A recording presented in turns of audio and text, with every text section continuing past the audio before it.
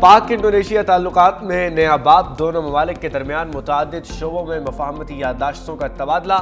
منشیات سمگلنگ روک تھام، پاکستانی طلبہ کے انڈونیشیا میں اعلیٰ تعلیم کے لیے انڈونیشین اسکالرشپ پروگرام۔ چھوٹے اور درمیانے کاروبار، صحت کے شعبے، تاریخی دستاویزات کی حفاظت اور حلال تجارت و سرٹیفکیشن کے حوالے سے مفاہمتی یادداشت کا تبادلہ۔ وزیراعظم شہباز شریف کا کہنا تھا کہ پاکستان اور انڈونیشیا کے تعلقات 75 سال پر مبنی اور ہر آزمائش پر مضبوط رہے۔ پاکستانی ڈاکٹرز، میڈیکل پروفیسرز اور ماہرین کو انڈونیشیا بھیجنے پر اتفاق کیا۔ انڈونیشین صدر رابوو سبیانتو نے شاندار میزبانی پر شکریہ ادا کرتے ہوئے کہا، پاکستانی فضائی حدود میں JF-17 طیاروں کی سلامی کو اعزاز قرار دیا۔ انڈونیشین صدر کا دونوں ممالک کے تاریخی تعلقات اور تعاون کا خیر مقدم۔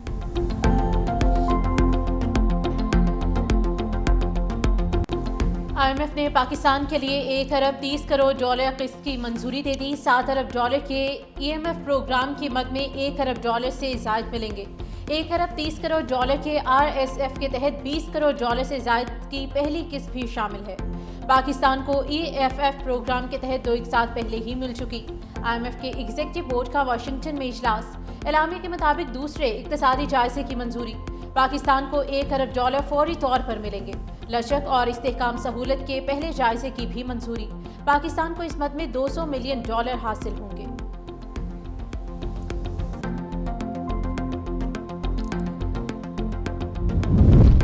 وزیراعظم کا معاشی اصلاحات پر اطمینان کا اظہار، کہا اصلاحاتی ایجنڈے کے نفاذ اور معیشت کی ترقی میں فیلڈ مارشل سعید عاصم منیر کی معاونت کلیدی رہی۔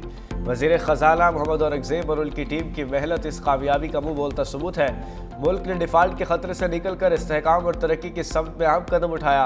قومی اور سیاسی جماعتوں کی قربانیوں سے یہ ممکن ہوا۔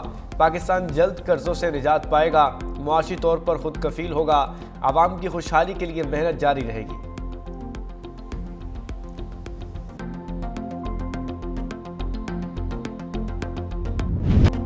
پاکستان میں کرپشن میں واضح کمی کے باوجود پولیس بدعنوانی میں سر فہرست۔ ٹرانسپیرنسی انٹرنیشنل کے سروے رپورٹ میں انکشاف۔ سروے کے مطابق بدعنوانی کے تعصب میں ٹینڈر اور پروکیورمنٹ دوسرے، عدلیہ تیسرے، بجلی اور توانائی چوتھے، جبکہ صحت کا شعبہ 5ویں نمبر پر ہے۔ رپورٹ کے مطابق پاکستان میں شفافیت میں اضافہ اور کرپشن میں کمی ہوئی۔ 66% پاکستانیوں نے بتایا کہ انہیں گزشتہ 12 ماہ میں کسی سرکاری کام کے لیے رشوت نہیں دینا پڑی۔ 43% شہریوں نے قوت خرید میں بہتری، جبکہ 57% نے قوت خرید میں کمی کی رپورٹ دی۔ 53% شرکاء کا کہنا ہے کہ ٹیکس چھوٹ یافتہ فلاحی اداروں کو اپنے ڈونرز کے نام اور ادویات کی تفصیل عوام کے سامنے ظاہر کرنی چاہیے۔ 60% پاکستانیوں نے اتفاق کیا ہے کہ حکومت نے IMF معاہدے اور FATF گرے لسٹ سے نکلنے کے ذریعے معیشت کو مستحکم کیا۔ ملکی معیشت زبوحالی سے استحکام اور استحکام سے ترقی کی طرف گامزن ہے۔ سروے اسی سال 22 سے 29 ستمبر کے دوران کیا گیا۔ وزیراعظم شہباز شریف نے ٹرانسپیرنسی انٹرنیشنل کی رپورٹ کو اطمینان بخش قرار دے دیا۔ صوبوں میں کرپشن میں پنجاب سب سے اوپر، جبکہ خیبر پختونخوا سب سے نیچے ہے۔ مشیر خزانہ خیبر پختونخوا مزمل اسلم کا ٹرانسپیرنسی انٹرنیشنل کی رپورٹ پر رد عمل، کہا اعداد و شمار کے مطابق پولیس 24% کے ساتھ پاکستان کا سب سے زیادہ کرپٹ شعبہ تصور کیا جاتا ہے۔ صوبائی سطح پر پولیس کے بارے میں کرپشن کا سب سے زیادہ تصور پنجاب میں 34% ہے۔ پنجاب کے بعد بلوچستان 22%، جبکہ سندھ 21% کے ساتھ تیسرے نمبر پر ہے۔ صوبوں میں 24% کے ساتھ خیبر پختونخوا کا نمبر سب سے نیچے ہے۔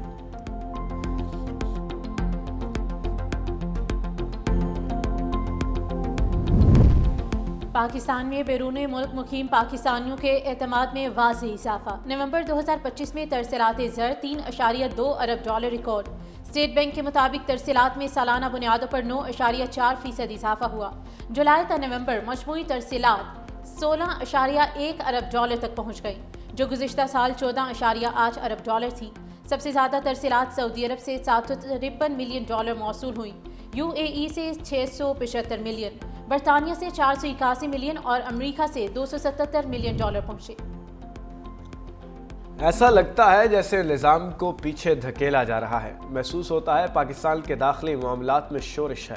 اسپیکر ملک احمد خان کی پریس کانفرنس، کہا سپریم کورٹ کے ذریعے سیاسی جماعت کو ختم کرنے کی مہم چلی تھی۔ کل جلسے میں وفاق کے خلاف ناشائستہ زبان استعمال کی گئی۔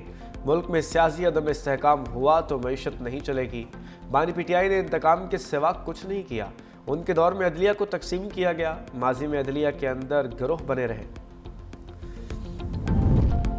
عوام نے پی ٹی آئی کے جلاؤ گھراؤ کی سیاست کو مسترد کر دیا۔ 9 مئی اور 10 مئی کے واقعات سب کے سامنے ہیں۔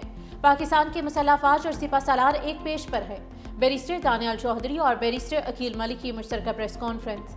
بیرسٹر عقیل ملک کا کہنا ہے کہ پی ٹی آئی نے نوجوانوں کے ذہنوں کے ساتھ کھیلا۔ اپوزیشن اپنا آئینی کردار ادا نہیں کر رہی۔ غیر ذمہ دارانہ بیانات اور جلسے ملکی مفاد کے خلاف ہیں۔ اب فیصلہ ہونا چاہیے کون پاکستان کے ساتھ ہے اور کون مخالف۔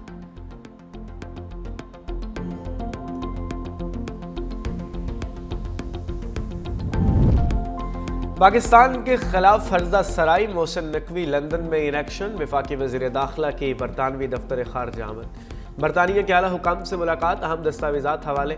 پاکستان مخالف سرگرمیوں میں ملوث افراد کی حوالگی کا مطالبہ۔ برطانوی حکام کو پاکستان کے امیگریشن نظام میں بہتری کے لیے تبدیلی سے آگاہ کیا۔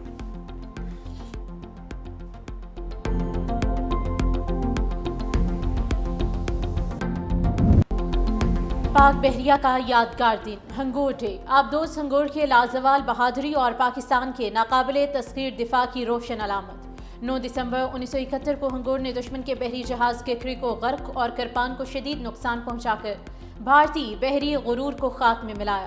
Chief of defence forces field marshal Syed Asim Munir نے اپنے پیغام میں کہا کہ ہنگور کے عملے نے جانبازی اور دلیری کی درخشندہ تاریخ رقم کی۔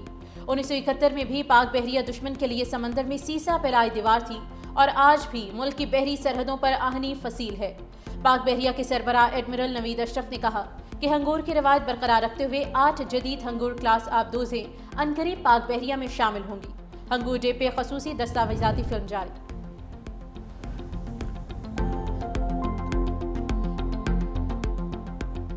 بانی پی ٹی آئی سے آج ملاقات کا دن۔ اڈیالہ جیل کے باہر غیر معمولی سیکیورٹی کے انتظامات۔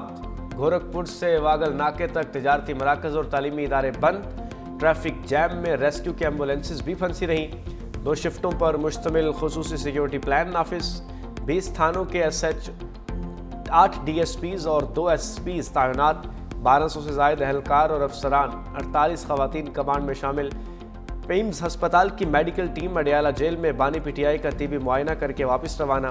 جیل ذرائع کے مطابق میڈیکل ٹیم طبی معائنے کی رپورٹ حکام کو بھجوائے گی۔ اس شخص کو ذہنی مریض بنا دیا ہے اور اپنے ڈپریشن میں وہ اس حد تک چلا گیا ہے کہ وہ دوسروں کو بھی ذہنی مریض کہتا ہے۔ جو آج دوسروں کو آئین شکنی، آئین کا حلف پڑھاتے ہیں، آئین کی جو ہے وہ شکیں پڑھ پڑھ کے بتاتے ہیں، وہ لوگ ہیں جنہوں نے باقاعدہ سپریم کورٹ کے فیصلے کے مطابق آئین شکنی کی۔ جو اڈیالہ کا قیدی ہے وہ الطاف حسین پارٹ 2 بن چکا ہے۔ اڈیالہ کی دیواروں نے بانی پی ٹی آئی کو ذہنی مریض بنا دیا ہے۔ بانی کی ذہنی کیفیت کا معائنہ ہونا چاہیے۔ وزیر اطلاعات پنجاب اسما بخاری کی نیوز کانفرنس۔ کہا قانون کی دھجیاں اڑانے والے آج قانون کی پاسداری کا درس دے رہے ہیں۔ اڈیالہ کا قیدی ایم کیو ایم پارٹ 2 بن چکا ہے۔ 9 مئی کو آگ لگانے والے تم ہوتے کون ہو؟ یہ پاکستان کے لیے تب بھی خطرناک تھے، آج بھی خطرناک ہیں۔ بانی پی ٹی آئی اپنے دور میں سیاسی مخالفین کو دھمکیاں دیتا تھا۔ بھارتی میڈیا بانی پی ٹی آئی کا منفی بیانیہ پھیلاتا ہے۔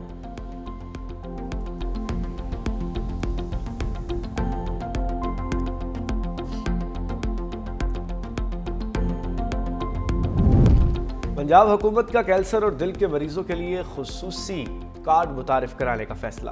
ہر مریض C M special initiative card کے ذریعے 10 لاکھ تک علاج کی سہولت حاصل کر سکے گا۔ پنجاب میں پہلے مرحلے میں 45,000 مریضوں کو کارڈ ملیں گے۔ وزیر اعلیٰ پنجاب مریم نواز کی زیر صدارت صحت پر اجلاس۔ 17 جنوری تک Nawaz Sharif institute cancer treatment and research کا او پی ڈی بلاک ہلاک فعال کر دیا جائے گا۔ نواز Sharif institute of cardiology Sargodha 31 جنوری تک فعال کرنے کی ڈیڈ لائن مقرر۔ وزیر اعلیٰ سندھ سید مراد علی شاہ کی زیر صدارت صوبائی انسداد پولیو ٹاسک فورس کا اجلاس۔ سندھ میں پولیو کے موجودہ کیسز کا جائزہ لیا۔ 2025 میں اب تک 9 کیسز رپورٹ ہوئے۔ وائرس کی موجودگی کراچی، بدین، ٹھٹھو، حیدرآباد، لاڑکانہ، قمبر اور میرپور خاص کے مختلف علاقوں میں پائی گئی۔ وزیر اعلیٰ سندھ کی خصوصی پولیو مہم کے لیے سخت نگرانی کی ہدایت۔ مہم 15 سے 21 دسمبر تک جاری رہے گی۔ 1 کروڑ سے زائد بچوں کو قطرے پلانے کا ہدف مقرر ہے۔ مہم میں 80,000 فرنٹ لائن ورکرز اور 21,000 پولیس اہلکار حصہ۔ سندھ حکومت کا ملک میں پہلی بار بایو گیس بسیں متعارف کرانے کا فیصلہ۔ سندھ کے سینئر وزیر شرجیل انعام ایمل سے ایشین ڈیولپمنٹ بینک کے اعلیٰ سطحی وفد کی اہم ملاقات۔ ٹرانسپورٹ منصوبوں کی مالی معاونت اور مستقبل کے اقدامات پر تفصیلی تبادلہ خیال۔ ADB وفد کی موجودہ اور آئندہ ٹرانسپورٹ منصوبوں کے لیے مالی معاونت کی یقین دہانی۔ شرجیل رام ایمل نے کہا کہ سندھ حکومت ملک میں پہلی بار بایو گیس سے چلنے والی جدید اور ماحول دوست بسیں متعارف کرانے جا رہی ہے۔ کراچی کے لیے بایو گیس بسوں کی خریداری کا عمل باضابطہ طور پر شروع کیا جا رہا ہے۔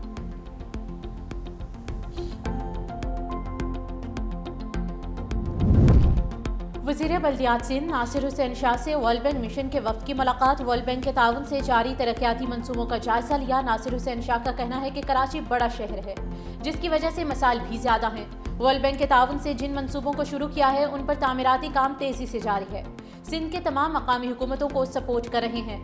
وزیر بلدیات سندھ ناصر حسین شاہ نے ورلڈ بینک کے تعاون کو سراہا۔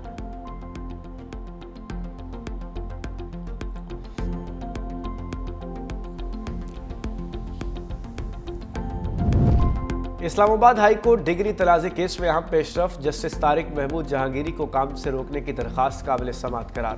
اسلام آباد ہائی کورٹ کے ڈویژن بینچ کا جسٹس طارق محمود جہانگیری کو نوٹس جاری، 3 روز میں جواب طلب۔ چیف جسٹس سرفراز ڈوگر اور جسٹس اعظم خان پر مشتمل بینچ نے کیس کی سماعت کی۔ یونیورسٹی رپورٹ میں جسٹس طارق محمود جہانگیری اجنبی قرار۔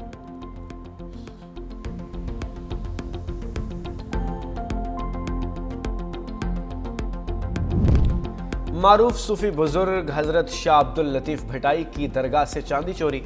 52 کیمروں اور سخت پولیس سیکیورٹی کے باوجود چوری پر زائرین اور عقیدت مندوں کو تشویش۔ پولیس نے کارروائی کرتے ہوئے ملزم کو گرفتار کر لیا۔ چور کی نشاندہی پر عبد الغفار نامی سنار بھی گرفتار۔ چوری شدہ چاندی برآمد۔ واقعے کی CCTV فوٹیج بھی منظر عام پر آ گئی۔